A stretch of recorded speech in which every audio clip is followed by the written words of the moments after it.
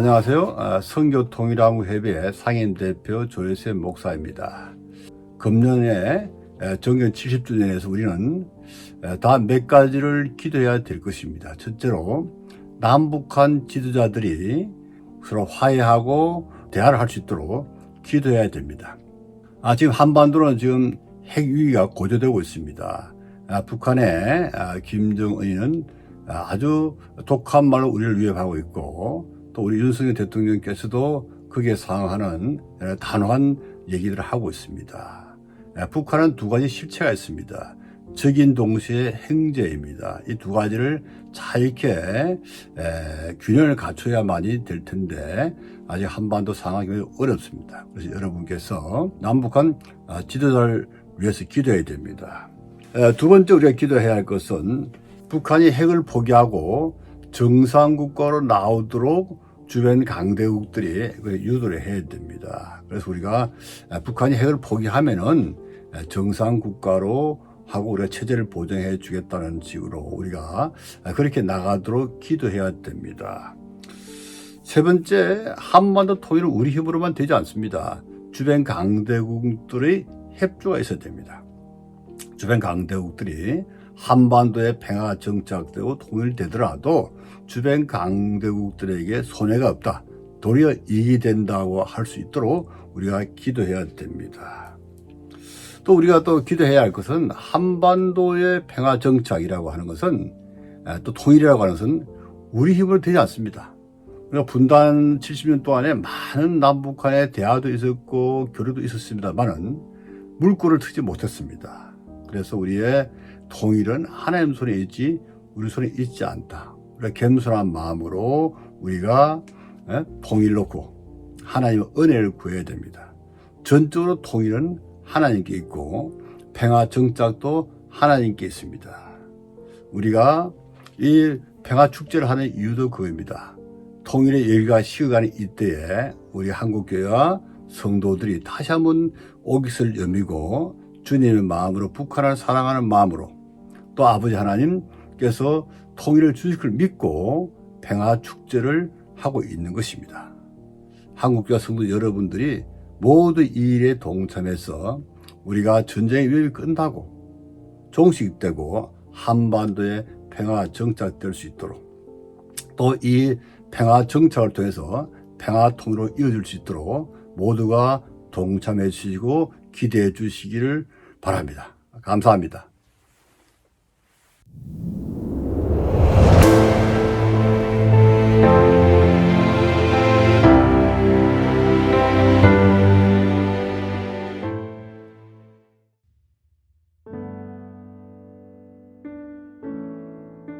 에스라가 하나님의 성전 앞에 엎드려 울며 기도하여 죄를 자복할 때에 많은 백성이 크게 통곡하매 이스라엘 중에서 백성의 남녀와 어린아이의 큰 무리가 그 앞에 모인지라.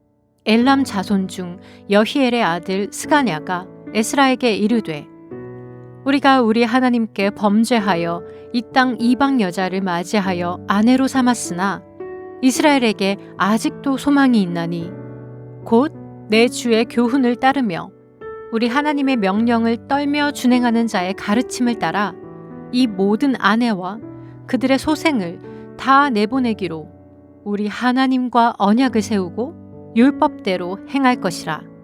이는 당신이 주장할 일이니 일어나소서, 우리가 도우리니 힘써 행하소서 하니라. 이에 에스라가 일어나 제사장들과 레위 사람들과 온 이스라엘에게 이 말대로 행하기를 맹세하게 하매 무리가 맹세하는지라.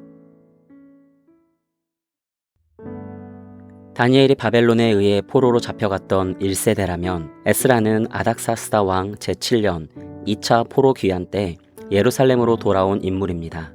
그는 학사 겸 제사장으로서 여호와의 율법을 연구하여 준행하며 율례와 규례를 이스라엘에게 가르치기로 결심하였습니다. 특히 느헤미야와 협력하여 예루살렘 성벽을 재건하고 수문화 부흥회를 통해 백성들의 영적 각성을 이끌었던 지도자입니다. 그런 에스라를 가장 상심시킨 이스라엘의 죄악이 있었습니다. 그것은 바로 예루살렘에 남았던 지도자들이 이방 여자들을 아내로 맞이한 것이었습니다. 하나님의 율법은 이방인과의 통혼은 금지했습니다. 왜냐하면 가정은 하나님께서 만드신 신적 기관이요 자녀들에게 하나님을 경외함을 가르쳐야 하는 영적 학교인데 하나님을 제대로 모르는 이방 여인이 그런 역할을 감당할 수 없었기 때문입니다. 이 사실을 알게 된 에스라는 성전 앞에 엎드려 펑펑 울며 기도했습니다. 그의 눈물의 기도는 몇몇 지도자에게 영적 감동을 주었습니다. 특히 엘람 자손 스가냐는 스스로 이방인 아내와 자식들까지 다 내보내기로 결단했고 이것이 계기가 되어 동일하게 행한 자들의 명단이 10장 후반부에 기록되어 있습니다. 그런데 그런 영적 분위기 속에도 아사엘의 아들 요나단, 디과의 아들 야스야, 무술람, 레위 사람 삽브데와 같은 인물은 끝까지 에스라를 대적합니다.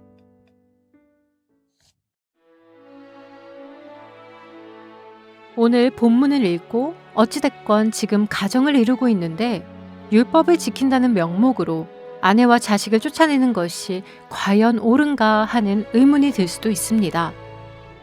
하지만 죄악을 대하는 올바른 태도는 그 죄의 원인을 떠나보내고 그 죄로부터 완전히 돌이키는 것입니다.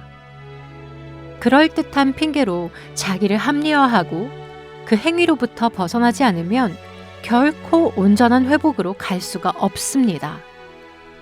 싱싱한 달걀 수백 개가 있어도 썩은 달걀 하나가 섞이면 전체를 못 먹는 것과 마찬가지입니다. 통일선교 영역에 있어서 이방 여인과의 통혼과 비견될 만한 죄악은 탈북 여성을 대상으로 한 성적 유린입니다. 코로나 발생 이후 탈북 사역 자체가 워낙 위축되어 있지만 과거 구출 사역이 활발하게 진행될 때 탈북 여성은 보호받는 약자의 입장이기 때문에 선교사의 압박에 굴복할 수밖에 없는 역학 관계가 있습니다. 장기간 함께 이동하는 구출 사역 중에는 이런 성적 유혹에 더 노출될 수밖에 없습니다. 따라서 사역자가 성적인 유혹에 빠지지 않게 철저한 관리와 교육이 필요하며 부부 선교사나 여자 싱글 선교사를 파송하는 방법도 필요합니다. 오늘 본문에 등장하는 스가냐처럼 죄악이 드러났을 때 그 죄의 자리를 박차고 나올 수 있는 퍼스트 펭귄이 필요합니다. 퍼스트 펭귄이란 천적이 도사리는 위험한 바닷속으로 물고기를 얻기 위해 가장 먼저 뛰어드는 펭귄을 의미합니다. 무리의 행동을 유발하는 행동가입니다. 1903년 원산 부흥에는 하디 선교사가 있었고 1907년 평양 대부흥에는 길선주 장로가 있었습니다. 최근 미국 에스베리 대학교에서 일어났던 부흥도 정기체플이 끝난 이후에 그 자리를 남아 자신의 죄를 고백한 몇몇 학생들로 인해 촉발되었습니다. 씨앗 기도회로 함께 기도하는 당신이 퍼스트 펭귄이 되어보지 않겠습니까?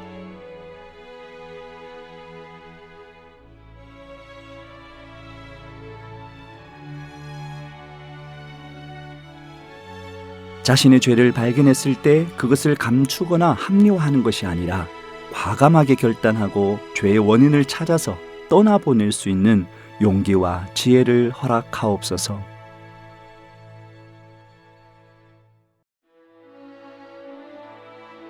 한국교회가 통일 선교를 위해 제대로 된 사역자를 길러내고 그들의 선교 사역을 관리, 감독하며 지원과 조정을 할 수 있는 실제적인 시스템을 갖추게 하옵소서.